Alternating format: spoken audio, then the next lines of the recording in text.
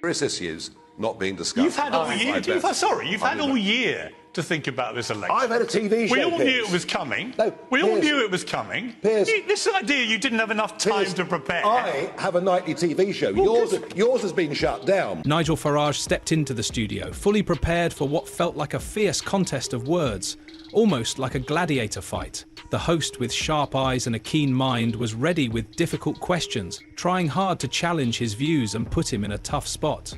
What happened next was truly impressive. Farage, known for his strong self-confidence, turned the tables on the host, leaving him noticeably unsettled and confused. Driving business away from our country. Arguably, now we're back in control, we're regulating our own businesses even more than they were as EU members. Brexit has failed. For you then?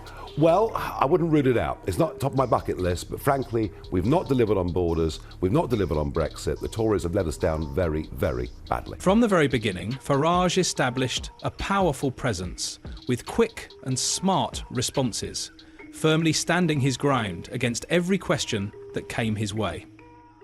It was obvious that this was not just any interview, it was a fierce clash of ideas and beliefs. The stakes were incredibly high, and Farage was not there merely to explain himself. He aimed to take control of the conversation and assert his viewpoint. So, what made this interview so exciting and engaging?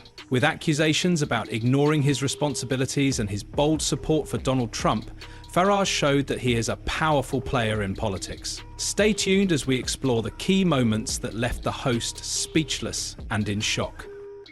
And before we continue, please remember to like, share and subscribe for more thrilling political discussions. Well, it's all happening here in Palm Beach. We're just about to cross the bridge. I'm on my way to Mar-a-Lago. Nigel Farage's choice to go to an event at Mar-a-Lago was the beginning of a big debate. The host of the event quickly asked him why he would travel so far from the UK at such an important time for British politics. People started to wonder if he cared more about his friendships in America than about what he should be doing in Parliament. Farage stood firm and replied that the connection between the UK and the US is very important, especially now when there is a real danger of a third world war looming over us. Yeah, this is Nigel Farage's fourth trip to the US since becoming an MP in July. There'll be plenty more, including, we believe, to the inauguration. Now, look, it would be easy for opponents in the UK to scoff, roll their eyes, write this off as yet another photo opportunity. But talking to sources close to reform leadership, they say, no, these trips are really important. First of all, they are learning experiences. During Donald Trump's election, he had a really good ground game, mobilising voters like young men, disillusioned voters for minority. For Farage, this trip was not just for fun or to help himself. He described his visit as something very important for diplomacy, saying that the UK needs a strong friend in America during these difficult times. Although the host tried to suggest that he was ignoring his responsibilities back home, Farage's strong belief turned this criticism into a chance for him to highlight how serious the global situation is. Viewers couldn't help but notice the irony. Here was a British politician travelling to America to strengthen ties, while many in the UK were accusing him of not doing his job. The atmosphere was charged with tension, and Farage seized this moment to make a bigger point about the state of relationships between countries in the world today. You've been away for the weekend? Yeah, quiet weekend away. Photographed on social media. I tell you what was really interesting was Mar-a-Lago yesterday. The biggest tech bosses in AI, in crypto, you name it, had flown in from all over the world to come and see Donald Trump. And there was an extraordinary moment. The owner of SoftBank, Mr. Sun, who gave a talk at the podium and said, I'm going to put $100 billion into the US economy. I'll employ 100,000 people between now and the end of this presidency. The discussion turned to what the Labour Party has been doing lately, and Nigel Farage was ready to speak with strong criticism. He described their choice to send 100 workers to support Kamala Harris as a huge mistake that was very damaging.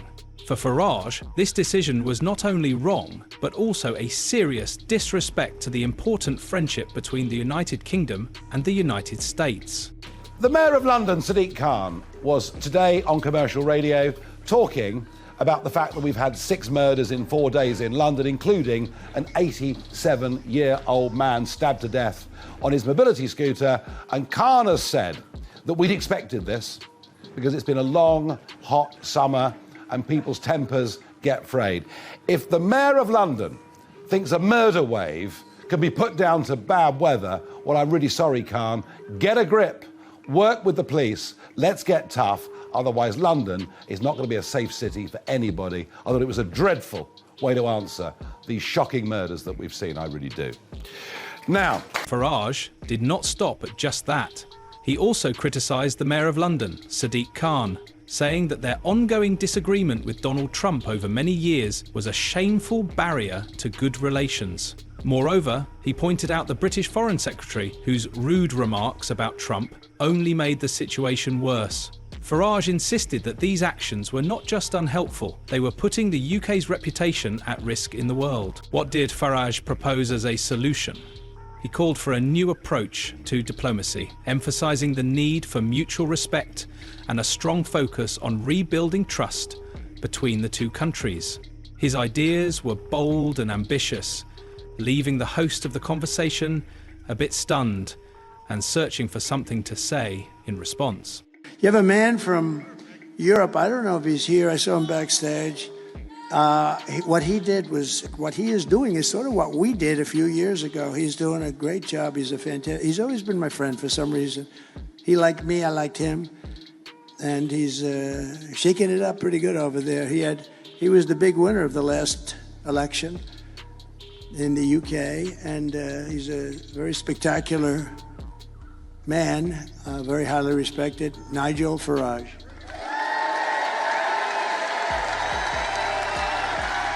Nigel Farage's idea to roll out the red carpet for Trump might seem very bold or even surprising, but he had strong reasons behind it. He believes that the relationship between the UK and the US is built on respect and working together. With Trump coming back into politics, Farage thinks it's important to change how we interact with him. Farage explained that the success of intelligence sharing, defence strategies and trade agreements all depend on how strong the UK-US relationship is. As Trump plans to introduce tariffs on imports from around the world, Farage highlighted the need for the UK to negotiate firmly and confidently. He believes that the risks of getting this wrong are very high. That you cannot give them an amnesty, and yes, we must be deporting people who come illegally, especially those who committed crimes or who point-blank refuse to integrate in our communities. Not an easy job. Long-term job. Will take a long time. How do we know whether they're point-blank refusing to integrate? What would that look like? Well, if you've been here 10 years and can't speak a word of English, you might not have tried very hard. So if someone's... It's an example. It's an example. But that's quite a drastic policy. If someone's been here 10 years and they can't speak English, off you go. But if you've been here 10 years and can't speak a word of English, it would suggest you've not tried to integrate. When he talked about rolling out a red carpet, it was not just a dramatic expression. It represented a bigger idea about how countries should communicate with each other. His ability to discuss such a difficult subject in a way that people can understand clearly surprised the show host, showing that he was in control of the conversation. Nigel Farage is a friend of mine. Boris is a friend of mine. They're two very good guys, very interesting people. Nigel's had a big victory. He's picked up 32% of the vote, starting from nothing. And I think they're big powers over there. I think they've done a good job.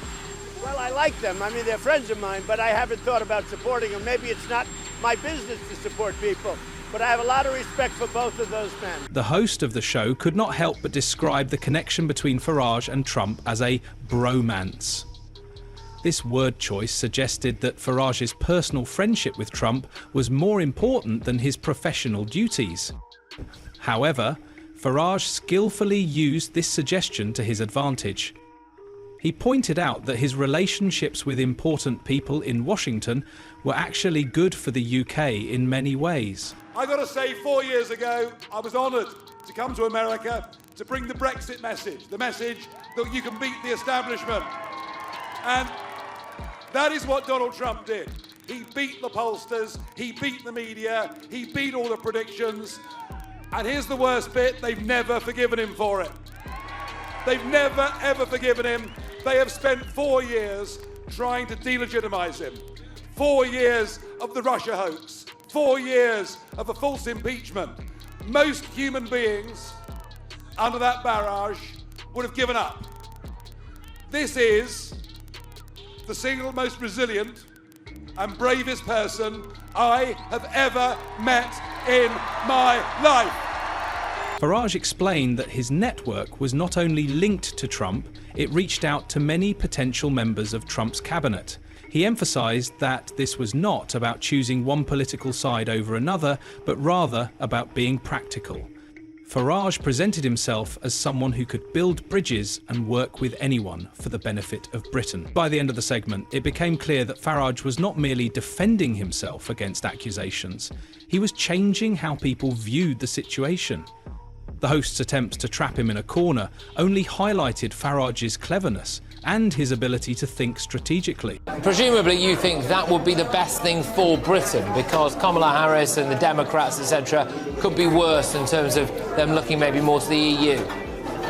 Oh. Look, the Democrats don't give a damn about Britain. They consider us to be an irrelevancy. They'd much rather look towards Brussels with everything, or indeed, at times, some of the more extreme shades of Irish nationalism. Trump is a genuine friend of our country. He wants to do a trade deal. He'd always wanted to do a trade deal with the linchpins of NATO. We share intelligence at a very high level. And it is, if Trump does win, as I believe, it's very important. This Labour government has as good a relationship with Trump as they possibly can. The host decided to change her approach and confronted Farage about Trump's controversial history. She did not hold back, bringing up serious matters like criminal charges and claims of sexism and racism. However, Farage quickly replied with his trademark sharpness. He's just been elected the President of the United States. Farage was not afraid to stand up for Trump's record. He mentioned the Abraham Accords, which were peace agreements made by Trump between Israel and several Arab countries, and noted that during Trump's presidency there were no new wars. On the other hand, Farage claimed that President Biden's time in office has been full of conflicts and problems. When I went to Tulsa, I was with the presidential campaign team, and all of us were COVID tested on the way in to the venue. So, you know, to get near to the president, the main team, you have to be tested. Look, if you're in the crowd, and let's be honest, a lot of people were not wearing face masks. They were packed in quite close together. There are, of course, I accept the point, there are some risks with what this campaign is doing, but the message is, this may not be a very nice virus, but we have to get on with the rest of our lives. And I must say, that's where I'm at right now, too. And you feel that's a risk worth taking, then? I think the other risk is we're going to have more people die because we empty our hospitals, we don't diagnose people. I mean, lung cancer diagnoses are down 75%. I think we've got to say to ourselves, if you are vulnerable, then of course, shield yourself. Farage's calm and steady manner was very different from the host's intense questioning. It showed how to respond to tough criticism without showing any signs of stress. This left the audience fascinated by his unwavering confidence and ability to handle pressure gracefully. I know what it's like. I know what it's like to be demonised. I know what it's like to be called all the names under the sun. But I can tell you he's been through a lot more of it than I have. And simply, folks, I believe that Donald Trump is the bravest man that I have ever met in my life. I really do. I really, really do. As the interview continued, the host began to feel a rising sense of urgency, searching for any flaw or weak point in Farage's arguments. However, Farage showcased his political skill perfectly. When the host questioned how he could align Trump's controversial statements with his own beliefs, Farage quickly shifted the conversation, highlighting Trump's success in the elections as proof of his popularity and connection with people. Farage's talent for avoiding these tricky questions was not just impressive, it was extraordinary. he artfully guided the discussion toward the larger picture of UK-US relations, making sure to emphasise the main message he wanted to convey. We were at the Spectator Parliamentary Awards last night, and they have a sort of list of slightly tongue-in-cheek awards, and one of them was for Newcomer of the Year, Parliamentary Newcomer of the Year. And I turned to the person next to me and I said... The host's frustration became clear, but Farage remained calm and collected. This situation illustrated why he is such a controversial figure. Whether people admire him or dislike him, he certainly knows how to steer the conversation in his favour. You want to ban our national flags, but we're going to wave you goodbye, and we'll look forward in the future to working with you as sovereign. If you disobey the rules, you get cut off. Could we please remove the flags?